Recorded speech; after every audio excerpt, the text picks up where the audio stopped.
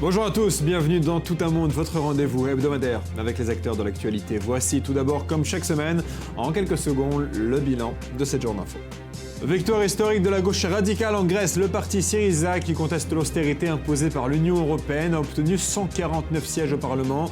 Son chef, Alexis Tsipras, est devenu le nouveau Premier ministre. On en reparle tout à l'heure.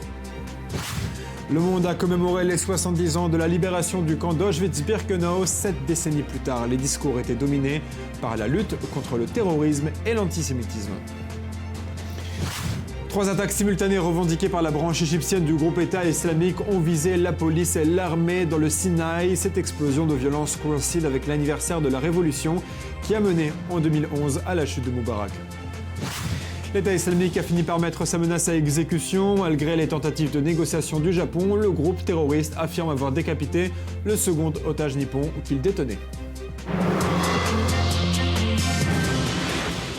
Bonjour Daniel Sheikh. Bonjour. Vous êtes ancien ambassadeur d'Israël en France. Merci beaucoup d'être là pour remplacer Libar Navi qui est en déplacement à l'étranger. Vous êtes comme lui, ancien ambassadeur d'Israël, je le disais, en France. Et vous allez nous aider à comprendre ce qui se passe dans la région. Cette semaine, il y a eu un incident à la frontière nord d'Israël. Le Hezbollah a tiré des missiles anti-tanks contre une patrouille de Tsahal. Ça a fait 2 morts côté israélien. C'est évidemment une représaille à la frappe israélienne en Syrie qui a tué des chefs du Hezbollah et un général iranien. Est-ce qu'on peut dire que ce cycle de confrontation est terminé ? Je pense que tout le monde l'espère, pas seulement moi et vous, mais les protagonistes aussi. Je n'ai pas l'impression que l'un ou l'autre avait envie que cela dégénère, mais il faut dire que nous avons vécu l'été dernier un conflit qui a duré 50 jours avec le Hamas, alors que tous les experts à l'entrée de ce conflit ont dit que ni l'un ni l'autre avait envie d'un conflit prolongé. Donc je pense qu'il faut saluer le fait que cela se termine là.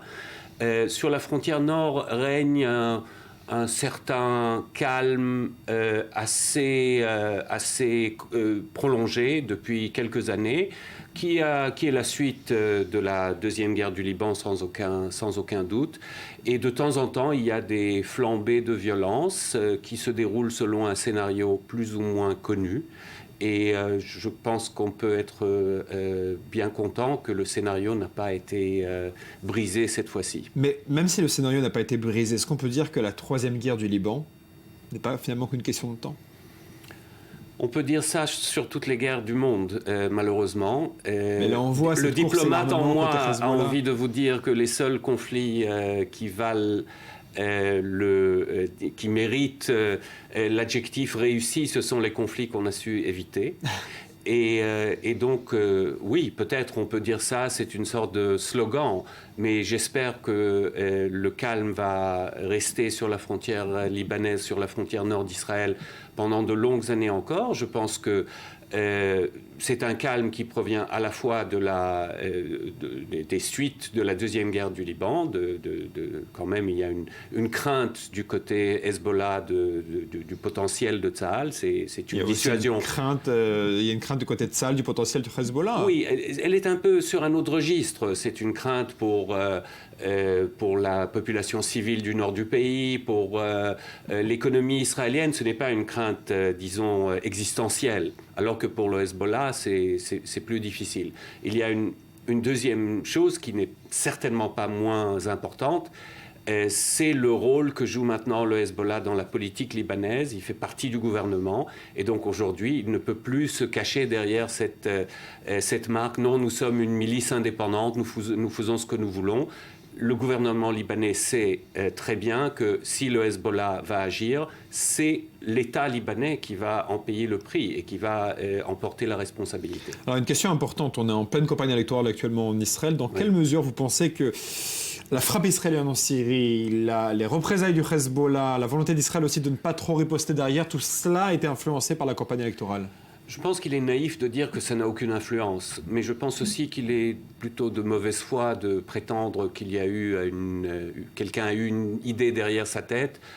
Je pense que ça fait partie de la réalité de la vie en Israël, qu'il y a des moments où la violence reprend. Mais cela dit, ça a une influence sur les sondages, par exemple. Il est clair que quand les questions de sécurité sont plus sur le devant de la scène, cela aide typiquement les partis de droite et notamment le gouvernement en place. Et donc, dans ce cas-là, le Likoud et Benjamin Netanyahu. Mais je ne pense pas que ce sera une influence de longue portée. Je pense que ça va s'effriter dans quelques jours. Et puis, le véritable ordre du jour de ces élections va reprendre le devant. La réponse dans un mois et demi, en tout cas, on va le savoir dans peu de temps. Restez avec nous, Daniel, on va parler à présent des relations israélo-américaines. Les relations israélo-américaines ont été une nouvelle fois mises à mal ces derniers jours par l'annonce du discours de Netanyahou sur l'Iran devant le Congrès américain. Ce sera début mars. Et ce, sans qu'il n'ait coordonné sa visite avec le président Barack Obama, qui du coup refuse de le rencontrer. Avec nous pour parler de cette énième couac, Robert Wexler en direct de Washington. Monsieur Wexler a été élu du Congrès américain pendant 13 ans et il est aujourd'hui président du centre S. Daniel Abraham pour la paix au Moyen-Orient. Bonjour, merci d'être avec nous. Avec plaisir. Alors on sait qu'Obama est furieux après Netanyahou, mais après tout, ce n'est pas le rôle du Premier ministre israélien de parler de l'Iran ? Bien sûr, le Premier ministre israélien joue un rôle très important lorsqu'il s'agit de l'Iran.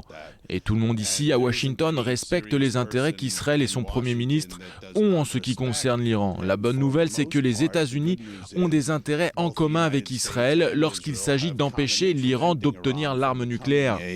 Mais alors pourquoi Obama est à ce point furieux ? Je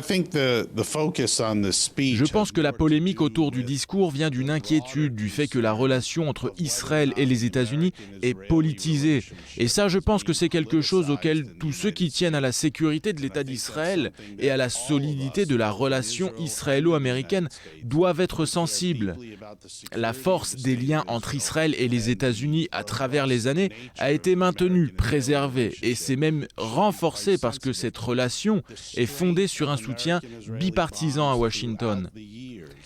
Les démocrates et les républicains sont d'accord au sujet du lien incassable entre les États-Unis et Israël. Lorsqu'il y a des insinuations, qu'elles soient vraies ou fausses d'ailleurs, que cette relation tient à un élément partial, cela nuit à Israël et aux États-Unis. Et les seuls qui bénéficient de cela sont les groupes terroristes et les États qui financent ce terrorisme, qui souhaitent faire du mal à Israël et aux États-Unis. Alors, on a malgré tout l'impression que peu importe l'état des relations entre le président américain et le Premier ministre israélien, la relation finalement entre les deux pays reste inébranlable. Oui, c'est vrai, et bien heureusement d'ailleurs. La sécurité de l'État d'Israël dépasse la politique. L'engagement des États-Unis à assurer la sécurité d'Israël n'a rien à voir avec un président ou un Premier ministre en particulier, ou avec le parti au pouvoir à Washington ou à Jérusalem. C'est un lien entre nations, un lien entre des peuples. Par contre, les dirigeants des deux côtés ont la responsabilité de protéger et de respecter ce lien. Et je ne veux pas critiquer le Premier ministre israélien ou quelconque dirigeant, mais il y a des moments où on a l'impression que plus de sensibilité du côté israélien par rapport à la relation israélo-américaine pourrait aider. On a appris cette semaine que des membres de l'équipe de campagne d'Obama sont arrivés en Israël pour faire perdre Netanyahou. Ça vous surprend ? Je ne suis pas au courant de cela. Clairement, ils ne sont pas en mission officielle au nom du président ou du gouvernement américain. J'imagine qu'il y a des Américains de tous les côtés de l'élection israélienne et je pense que c'est plutôt une démonstration de la proximité qu'il y a entre les deux pays. Il n'y a pas de conflit entre les politiques américaines et israéliennes lorsqu'il s'agit des élections. Merci beaucoup d'avoir été avec nous. Avec tout le plaisir est pour moi. Daniel Sheikh, c'est un peu encore la même question. À quel point ce discours de Benjamin Netanyahu au Congrès est important pour parler d'Iran et à quel point il s'inscrit dans la campagne électorale ? Il est toujours important de parler de l'Iran, mais je pense que le choix de la date n'est certainement pas anodin. 3 mars, 17 mars élection. Oui, 15 jours avant. Et c'est une preuve d'irresponsabilité. Je ne peux pas trouver un mot moins sévère contre le Premier ministre dans ce cas. Robert Wexler a parlé du danger de la politisation des relations entre Israël et les États-Unis. Ici, c'est doublement le cas.